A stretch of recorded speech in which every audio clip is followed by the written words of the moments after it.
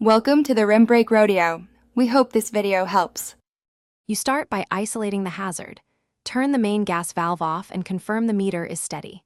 Once done, ventilate the room, open windows and run the extractor fan for several minutes. Make sure you wear gloves and eye protection and position a CO detector and extinguisher within reach. You need confidence that no fuel is present before touching fittings. This prevents ignition and inhalation risks. Now gather a wrench, adjustable pliers, soap solution, and a replacement regulator, or hose. You now inspect supply hoses, the regulator, and all fittings. Replace any cracked or hardened hoses because they fail under pressure. Once replaced, connect with the correct sized wrench, tighten to hand plus 1/4 turn to avoid stripping threads. Then apply a soapy water solution to every joint and watch for steady bubbles. That indicates a leak.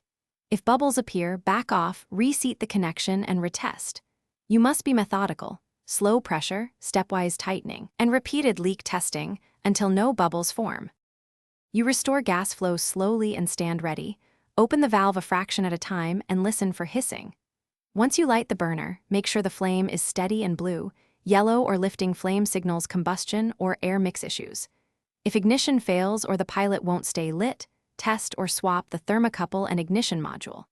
If a leak persists, or you still smell gas after retesting, shut the valve off immediately and call a licensed technician. That single action prevents escalation.